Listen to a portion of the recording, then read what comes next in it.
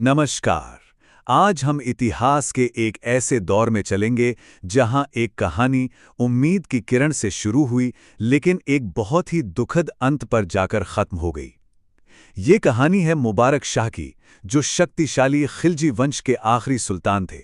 ये सवाल वाकई सोचने पर मजबूर करता है ना? मतलब एक सल्तनत जिसे खड़ा करने में दशकों लग गए, वो सिर्फ 4 साल के अंदर बिखर कैसे गई? चलिए इसी सवाल का जवाब ढूंढने की कोशिश करते हैं। तो ये कहानी शुरू होती है खिलजी वंश से। एक ऐसा वंश जिसकी नींव अलाउद्दीन खिलजी जैसे एक बहुत ही ताकतवर लेकिन उतने ही सख्त शासक ने रखी थी।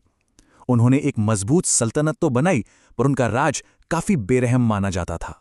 और फिर साल आया 1316। अलाउद्दीन खिलजी की मौत हो गई, और जैसे ही ऐसा हुआ, दिल्ली की गद्दी के लिए एक खतरनाक खेल शुरू हो गया।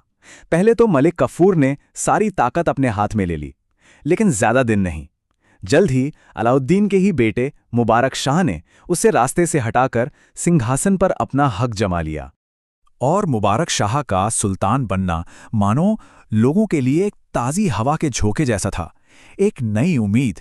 खासकर उनके पिता के उस सख्त और दमनकारी शासन के बाद तो ये एक बहुत ही बड़ा बदलाव था। मतलब फर्क देखिए, एक तरफ अलाउद्दीन खिलजी का वो लोहे जैसा सख्त शासन, भारी भरकम टैक्स, कड़े कानून, और दूसरी तरफ मुबारक शाह, जिन्होंने आते ही एक नई शुरुआत, एक राहत और आज़ादी का वादा किया।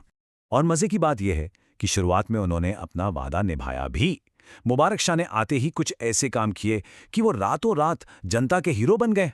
जरा सोचिए इसके बारे में।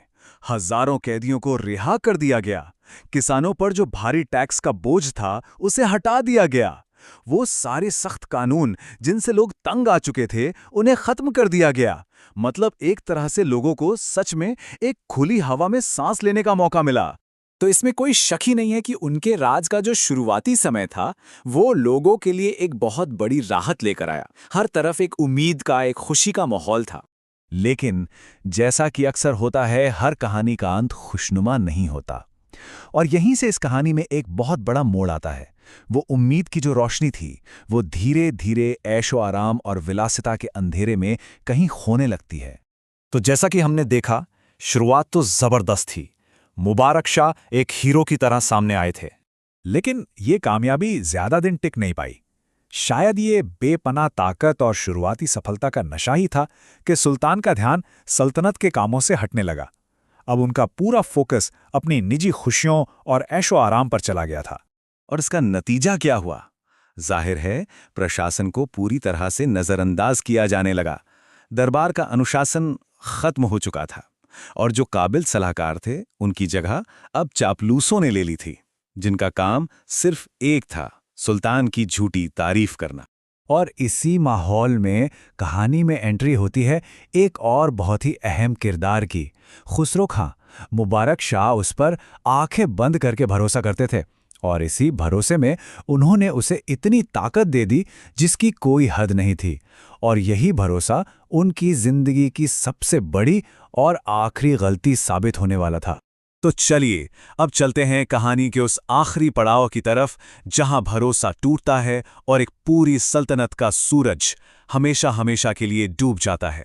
खुसरो खां, उसने सुल्तान से मिली ताकत का इस्तेमाल उन्हीं के खिलाफ करना शुरू कर दिया। उसने चुपके से सत्ता हथियाने की एक साजिश रची, और यह साजिश उसी सुल्तान के खिलाफ थी जिसने उसे सब कुछ दिया था। और वो साल था 1320। इतिहास में ये साल खिलजी वंश के अंत के तौर पर दर्ज हो गया। खुसरो खां की साजिश कामयाब हुई, और मुबारक शाह की उन्हीं के महल में बड़ी बेरहमी से हत्या कर दी गई। सोचिए, जिस इंसान पर उन्होंने सबसे ज्यादा भरोसा किया था, आखिर में उसी ने उनकी पीठ में छुरा घोंप दिए। और ये सिर्फ एक सुल्तान की मौत नहीं थी, इसका असर कहीं ज्यादा गहरा था। इस एक हत्या के साथ दिल्ली सल्तनत पर खिलजी वंश का राज हमेशा के लिए खत्म हो गया। तो इस पूरी कहानी का निचोड़ क्या है? देखिए, एक शासक के तौर पर मुबारक शाह का सफर दो बिल्कुल अलग अलग हिस्सों में बटा था। एक तरफ थे शुरुआती सुधार, जिन्होंने उन्हें लोगों का पसंदीदा बना दिया, और दूसरी तरफ थी उनकी बाद की लापरवाही और ऐशो आराम की जिंदगी, जिसने पूरी सल्तनत को ही बर्बादी के रास्ते पर धकेल दिया। वैसे मुबारक शाह की मौत के बाद खुसरो खां भी ज्यादा दिन तक गद्दी पर टिक नहीं पाया। दिल्ली में जो ये अफरा तफरी का माहौल था, उसी के बीच एक ताकतवर गवर्नर गयासुद्दीन तुगलक सामने आया। उसने खुसरो खां को हराया और दिल्ली में एक नए वंश, तुगलक वंश की शुरुआत की। तो मुबारक शाह की कहानी हमें एक बहुत ही गहरे सवाल के साथ छोड़ जाती है। क्या एक इंसान जो दिल का अच्छा हो, जिसकी नीयत अच्छी हो, वो हमेशा एक अच्छा और कामयाब शासक भी बन सकता है? या फिर सत्ता की जो बड़ी जिम्मेदारियां होती हैं, उन्हें निभाने के लिए कुछ और भी चाहिए होता है? ये एक ऐसा सवाल है जिस पर सोचने की जरूरत है।